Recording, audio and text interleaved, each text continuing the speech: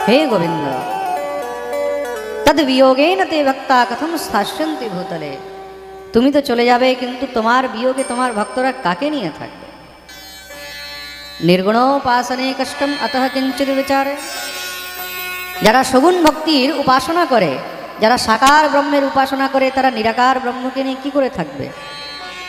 তুমি যদি না থাকো তাহলে আমরা কার সেবা করব, কার পুজো করব, কাকে দেখব, কার দর্শন করব? ভগবান তখন উদ্ধবের উপরে কৃপা করলেন। উদ্ধব, এই সংসারে সব সময় তো আমি থাকতে পারবো না, এক না একদিন তো আমাকেও যেতে হবে। কিন্তু হ্যাঁ, আমি এই সংসারে নিজের দ্বিতীয় রূপ রেখে যাচ্ছি। খুব মন দিয়ে শুনবে। দ্বিতীয় রূপ কি? সঙ্গে সঙ্গে ভগবান নিজের সমস্ত তেজ নিয়ে ভাগবত রূপে প্রকট করে দিলেন। স্বকীয়েনৈব ভবেৎ তেজ শ্রীমদ্ ভাগবতে দধাত। নিজের সমস্ত তেজ ভগবান ভাগবত রূপে সেখানে প্রকট করে দিলেন। উদ্ধব, এই নাও, আজ থেকে এই সংসারে আমি ভাগবত রূপে বিদ্যমান হয়ে থাকব। যখন যখন তোমরা ভাগবতের দর্শন করবে, ভাগবত শ্রবণ করবে, ভাগবতের চিন্তন করবে, সাক্ষাৎ আমারই দর্শনের ফল প্রাপ্ত হয়ে থাকবে। बोलिए भागवत भगवान की जय। बिल्कुल भी डिले नहीं है।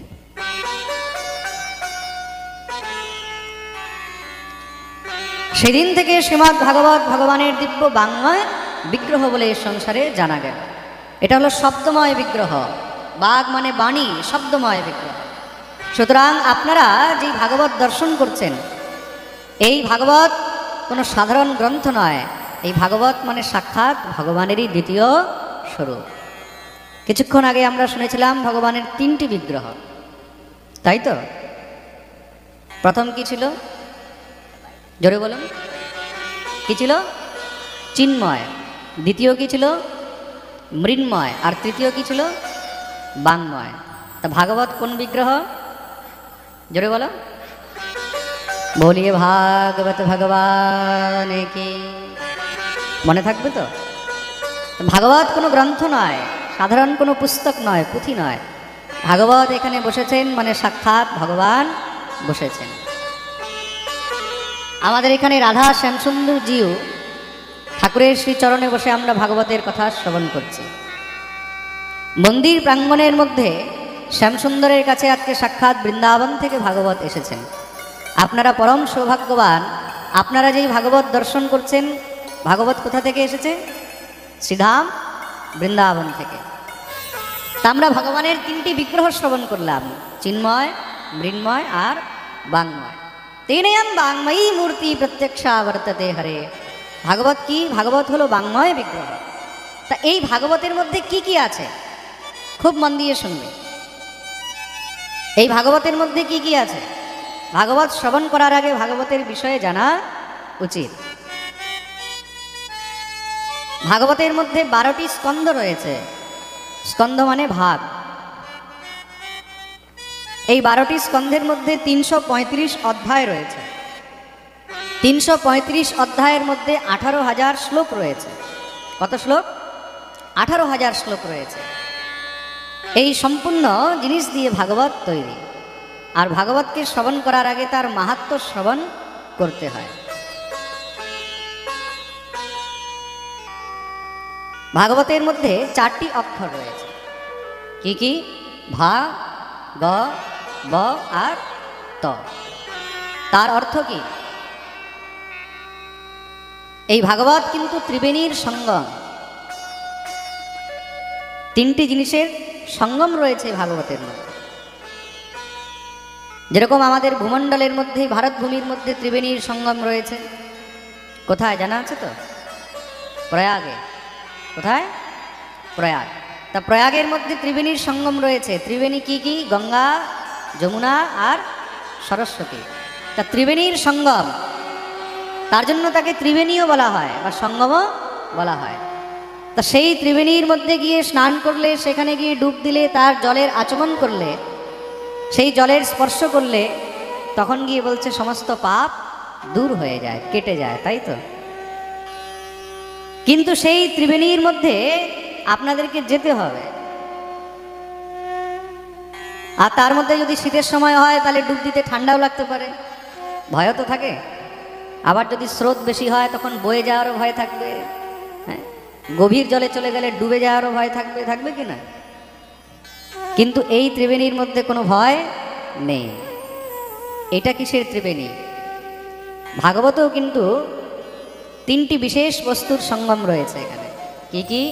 ভক্তি, জ্ঞান আর বৈরাগ্য।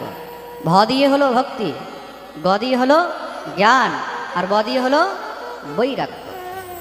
যেই কথা শ্রবণ করলে সাধারণ থেকে সাধারণ জীবের অন্তরেও ভক্তি জাগৃত হয়ে যায়, তাকে বলা হয়েছে ভাগবত। যেই কথা শ্রবণ করলে প্রত্যেক জীবের মধ্যে জ্ঞানের উদয় হয়, তাকে বলা হয়েছে ভাগবত। যেই কথা শ্রবণ করলে প্রতিটি জীবের অন্তরে বৈরাগ্য প্রাপ্তি হয়, তাকে বলা হয়েছে ভাগবত। ত শব্দ হলো রতবাচক, মানে যুক্ত থাকা। যেই জীব ভক্তি, জ্ঞান আর বৈরাগ্য নিয়ে যুক্ত হয়ে থাকে, সেই কিন্তু ভাগবতের কৃপা লাভ প্রাপ্ত করতে পারে। প্রেম সে বলো রাধে রাধে। এটাও হলো সঙ্গম। সেখানেও ত্রিবেণী রয়েছে, এখানেও ত্রিবেণী রয়েছে। এখানকার ত্রিবেণীকে ভক্তি, জ্ঞান আর বৈরাগ্য। সেই ত্রিবেণীতে যেতে হবে, সেখানে ভয় রয়েছে, কিন্তু এই ত্রিবেণীতে কোনো ভয় নেই। এই ত্রিবেণীকে নিজের ঘরেও আনা যায়, নিজের গ্রামেও আনা যায়, নিজের নগরে, নিজের শহরেও আনা যায়। এখানে কোনো ঠান্ডা লাগার ভয় নেই, এখানে ডুবে যাওয়ার ভয় নেই, এখানে বয়ে যাওয়ার ভয় নেই। এখানে তুমি যত ডুবে যাবে না, ততই তুমি উপরের দিকে উঠে যাবে। প্রেম সে বলো রাধে রাধে। এই ভাগবত শ্রবণ করে তুমি যত অন্তরে, যত গভীরে ঢুকে যাবে, যত ডুবে যাবে, ততই মনে করবে যে এখন আমি জীবনে অনেক কিছু উপলব্ধি করলাম, উপরের দিকে উঠে যাবে। এটাই হলো ভাগবতের মহিমা। তা ভাগবতকে শ্রবণ করার আগে ভাগবতের মাহাত্ম্য শ্রবণ করা উচিত। মাহাত্ম্য মানে, মাহাত্ম্য শব্দের অর্থ হলো মহিমা। যেই কোনো বস্তুকে জানার আগে তার বিষয়ে, তার মহিমা অবশ্যই জানা উচিত। যতক্ষণ পর্যন্ত তার মহিমা জানবে না, ততক্ষণ পর্যন্ত তার প্রতি আকর্ষণ হবে না। তা ভাগবতের আকর্ষণ হলো ভাগবতের মাহাত্ম্য, মানে মহিমা। তা ভাগবতকে শ্রবণ করার আগে 6টি অধ্যায়ে ভাগবতের মহিমা বর্ণিত রয়েছে। আমাদেরকে সেই মহিমা আগে শ্রবণ করতে হয়। পদ্মপুরাণ থেকে এই 6টি অধ্যায়ের মহিমা, এই মাহাত্ম্য নেওয়া হয়েছে। আসুন আমরা সবাই মিলে শ্রীমদ্ ভাগবতের মহিমার বর্ণন শ্রবণ করব। সবাই সোজা হয়ে বসবেন, দোনো হাত জোড় করে ভাগবতের মাহাত্ম্যের প্রথম শ্লোক আমরা সবাই শ্রবণ করব। ওম নমো ভগবতে বাসুদেবায় সচ্চিদানন্দরূপায় বিশ্বোৎপত্ত্যাদিহেতবে তাপত্রয় বিনাশায় শ্রীকৃষ্ণায় বয়ং নমঃ। শ্রীকৃষ্ণায় বয়ং নমঃ। মাহাত্ম্যের প্রথম শ্লোকে মঙ্গলাচরণে এখানে ভগবানকে বন্দন করা হয়েছে। সর্বপ্রথম ভগবানের 3টি স্বরূপকে বন্দন করা হয়েছে। ভগবানের 3টি রূপ কি কি? সৎ, চিৎ আর আনন্দ। খুব মন দিয়ে শুনতে হবে। সৎ শব্দের অর্থ কি? সৎ শব্দের অর্থ হলো সত্য। সৎ মানে সত্য। তার মানে ভগবান কি সত্য? বলছেন একমাত্র ভগবানই সত্য। তাহলে আমরা সবাইকে, জগৎগুরু শঙ্করাচার্য বলছেন অদ্বৈত ভাষ্যের মধ্যে, ব্রহ্ম সত্যম জগন মিথ্যা জীব ব্রহ্মৈব নাপরঃ। ব্রহ্ম সত্যম জগৎ মিথ্যা, একমাত্র ঈশ্বরই হলো সত্য, আর সমস্ত জগৎ কি? জগৎ হলো মিথ্যা। যখন আপনারা দর্শন বিষয়ে পড়বেন, বা যদি কেউ পড়ে থাকে, তো বৈষ্ণব দর্শনের মধ্যে, বৈষ্ণব ফিলসফির মধ্যে জগৎগুরু শঙ্করাচার্যের অদ্বৈত ভাষ্যে, অদ্বৈতবাদের মধ্যে তিনি তখন এটার উল্লেখ করেছেন, ব্রহ্ম সত্যম জগন মিথ্যা জীব ব্রহ্মৈব নাপরঃ। একমাত্র ঈশ্বর হলো সত্য, আর জগৎকে মিথ্যা বলা হয়েছে। সত্যকে কি করে বোঝা যাবে? সত্য বলতে কাকে সত্য বলা হয়? যদি আপনাদেরকে কেউ প্রশ্ন করে, যদি কেউ কোশ্চেন করে যে সত্যকে আপনারা কি করে বুঝবেন, সত্যের ডেফিনেশন কি, সেটাও তো বুঝতে হবে। সত্য কাকে বলে? সত্য মানে হলো নিত্য। সত্য মানে নিত্য। যেই বস্তু অনিত্য হয় তাকে সত্য বলা যায় না। যেটা নিত্য তাকেই বলা হয়েছে সত্য। जो नित्य है वही सत्य है। নিত্য মানে তিনি কাল যেমন ছিলেন আজও তেমনই আছেন, আর আগামীকালও তেমনই থাকবেন। 100 বছর আগে যেমন ছিলেন আজও তেমনি আছেন, আর 100 বছর পরেও তেমনই থাকবেন। 1000 বছর আগে যেমন ছিলেন আজও তেমনই আছেন, 1000 বছর পরেও তেমনই থাকবেন। 1 লক্ষ বছর আগে যেমন ছিলেন আজও তেমনই আছেন, আর 1 লক্ষ বছর পরেও তিনি তেমনই থাকবেন। মানে যেটা অপরিবর্তনীয়, যেটা কখনো পরিবর্তন হয় না। খুব মন দিয়ে শুনবে, যিনি নিত্য, সবসময় একরকমই রয়েছেন, তাকেই বলা হয়েছে সত্য। আর যেই বস্তু অনিত্য, আমরা 10 বছর আগে যেমন ছিলাম আজ তেমন আছি? আছি কি? আর আগামী 10 বছর পরে তেমন থাকবো? আজ থেকে 100 বছর আগে আমাদের কোনো নামগন্ধ ছিল? ছিল কি? আর 100 বছর পরে থাকবে? তা আমরা কি? আমরা হলাম অনিত্য। কাল যেমন ছিলাম আজ তেমন নেই, আর আগামীকাল তেমন থাকবো না। তার জন্য আমরা হলাম মিথ্যা। আর ঈশ্বরকে, ঈশ্বর হলেন সত্য, তিনি হলেন নিত্য। যেমন ছিলেন তেমনই আছেন, আর তেমনই থাকবেন। কিভাবে? বলে একটা আয়না আছে সামনে, দর্পণ। একটা ছোট 5 বছরের বাচ্চা সেই আয়নার সামনে দাঁড়িয়ে রয়েছে। সেই দর্পণের মধ্যে নিজের মুখখানা দেখছে। ছোট বাচ্চা, দেখতে খুব সুন্দর, খুব চঞ্চল। একবার গিয়ে আয়নাটাকে ধরে, আয়নার মধ্যে নিজের মুখটাকে দেখে। কখনো কখনো নিজের মুখ দেখে সে আয়নার মধ্যে চুমুও খেয়ে নেয়। দেখতে দেখতে 10 বছর পেরিয়ে গেছে। সেই বাচ্চা এখন 15 বছরের হয়ে গেল। আয়না যেখানে ছিল সেখানেই আছে, যেমন ছিল তেমনই আছে। কিন্তু এখন সেই বাচ্চা আর বাচ্চা নেই, পরিবর্তন হয়ে গেছে।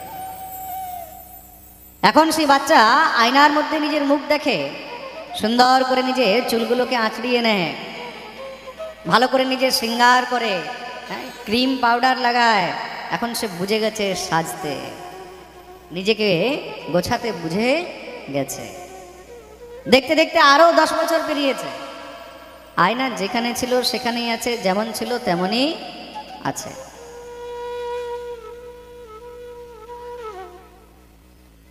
কিন্তু তাকে যে দেখার মানুষ, সে এখন আরো পরিবর্তন হয়ে গেছে। 15-20 বছর আরো পেরিয়েছে। সেই যে 5 বছরের বাচ্চাটি ছিল, এখনো সেই আয়নার সামনে গিয়ে নিজের মুখকে দেখে, নিজের শরীরকে দেখে। আয়না যেখানে ছিল সেখানেই আছে, যেমন ছিল তেমনই আছে। কিন্তু তাকে যে দেখার লোক, সে আরো পরিবর্তন হয়ে গেছে। আস্তে আস্তে দেখছে যে মাথার মধ্যে কিছু চুল সাদা হয়ে গেছে, কানের গোড়াগুলো এখন আস্তে আস্তে পাকতে শুরু করেছে। আরো 10-20 বছর পেরিয়েছে। এখন 60 বছর 70 বছর বয়স হয়ে গেছে। আয়না যেখানে ছিল সেখানেই আছে, যেমন ছিল তেমনই আছে।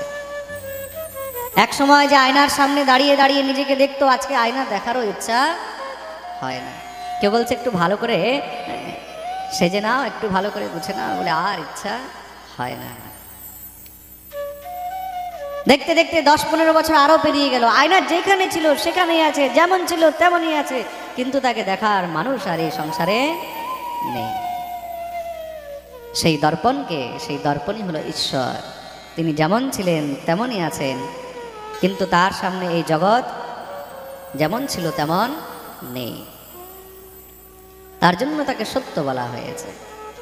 बोलिए सत्य स्वरूप भगवान की जय।